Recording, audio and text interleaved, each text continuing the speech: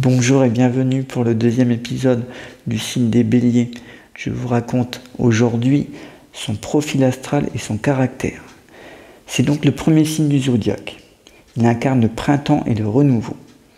Il est celui qui débutait l'année dans les temps anciens, à l'époque où ce n'était pas le calendrier d'aujourd'hui qu'on avait chez soi, mais l'ancien calendrier. Et celui-ci démarrait donc au mois de janvier, le Bélier débutait l'année. Et de ce fait, si vous voulez, le Bélier a toujours voulu être en avant les autres, être le premier signe, en oubliant parfois qu'il y a 11 autres signes autour de lui.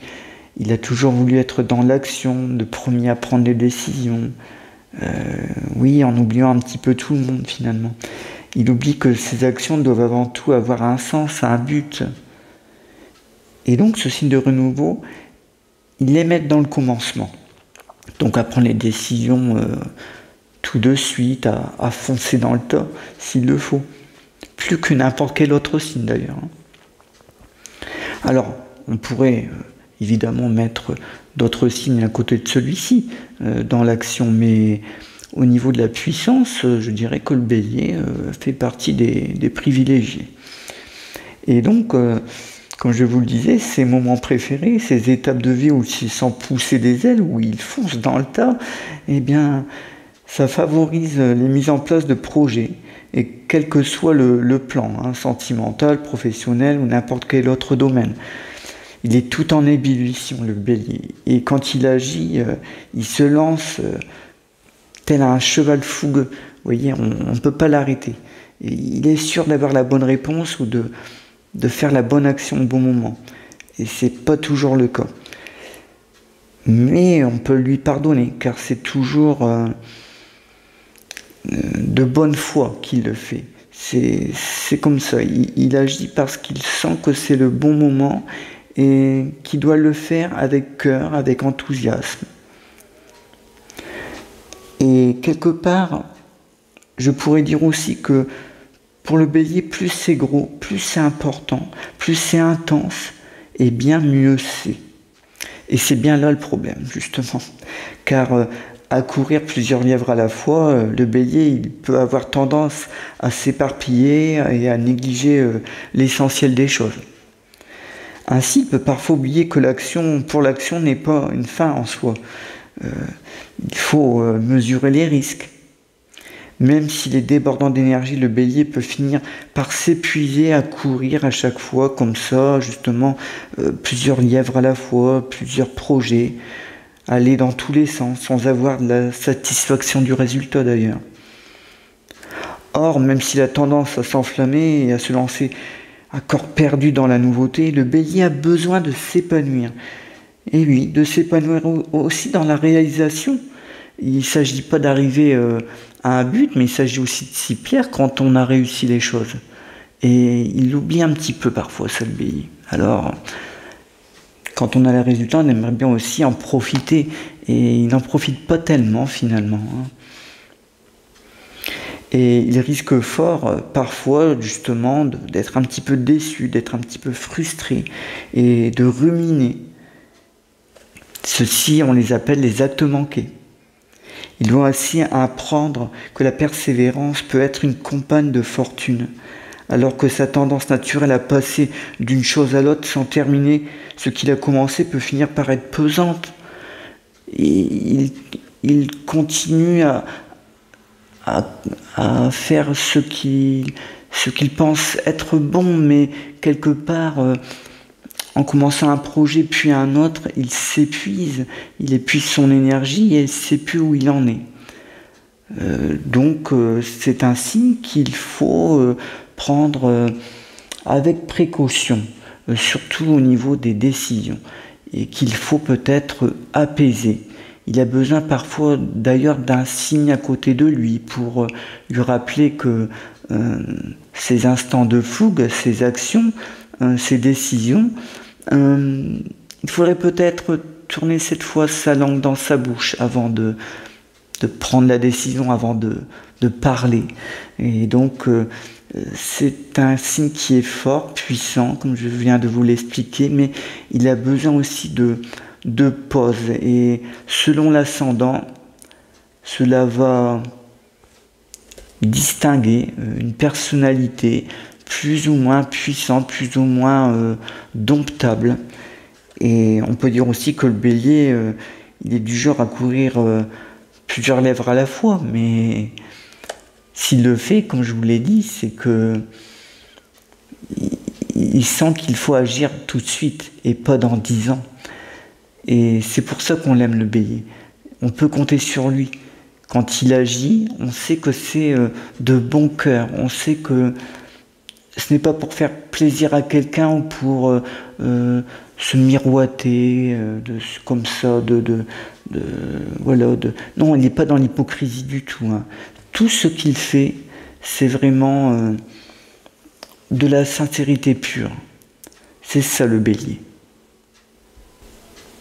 Alors oui, le bélier, parfois on peut l'appeler un petit peu le capitaine fracasse. Et oui, il fonce avec son élan, avec sa fougue. Mais il est comme ça. On ne va pas le refaire aujourd'hui. Et on peut noter également que le bélier a un pouvoir d'anticipation, une forme de 6e sens, je dirais. Le bélier est généralement doté donc de cette faculté à peut-être à percevoir avant les autres ce qui va peut-être se produire ou ce que les gens vont faire ou dire. Ils ont un temps d'avance. Et ça, c'est bien, ça leur évite parfois pas mal de désillusions. Et ça lui évite effectivement aussi de sombrer dans des entreprises trop risquées, auxquelles sinon il n'aurait peut-être pas réchappé. Et c'est donc grâce à cela qu'il va réussir ce qu'il souhaite. Avec ce temps d'anticipation, ça lui permet donc d'avoir toujours un coup d'avance. Et c'est pour ça qu'on l'aime aussi, car cette intuition cachée, c'est un atout incomparable.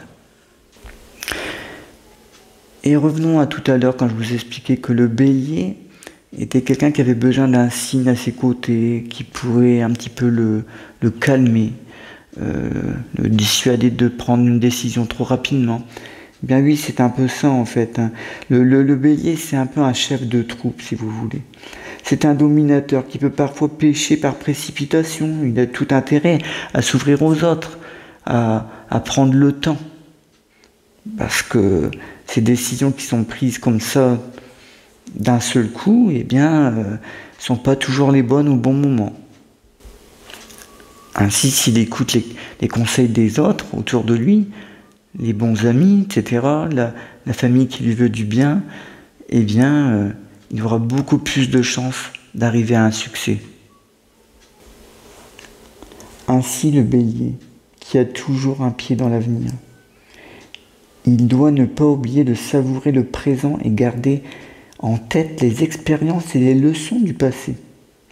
Et c'est à sa seule condition, et oui, cette seule condition qu'il pourra avancer pleinement en utilisant sa créativité et sa belle vitalité à son profit, au lieu de la gâcher en se laissant gouverner par ses défauts, tels que l'égocentrisme ou l'impulsivité. Son impulsivité qui lui crée parfois des soucis. Mais on l'aime tant aussi, grâce à ça. Ainsi, que puis-je vous dire aussi, au niveau du bélier? Eh bien, au niveau du quotidien, c'est un fonceur. Le bélier a 1000 idées à la minute et a envie de les réaliser tout de suite. Il ne sait pas trop comment, mais ça fait rien. C'est comme ça. Son énergie, il faut qu'elle passe tout de suite. Il faut qu'elle soit dépensée maintenant. Et c'est vrai, il doit apprendre à canaliser cette énergie s'il ne veut pas dépenser toute cette puissance pour rien. Et dans des entreprises peut-être vaines, car elles seront trop nombreuses, il faut aussi qu'il apprenne à trier ses idées, à trier ses projets, à ce qu'il veut vraiment. Qu'est-ce qu'il y a de prioritaire? ou non. Et c'est ses seules conditions également qu'il réussira ce qu'il veut et où le succès l'attendra ou pas. Donc il faut qu'il maîtrise, si vous voulez, sa pulsion. C'est vraiment pour ça qu'il doit grandir. Il doit grandir au niveau donc aussi de cette spiritualité qui est intérieure, ce coup d'avance qu'il a toujours sur les autres.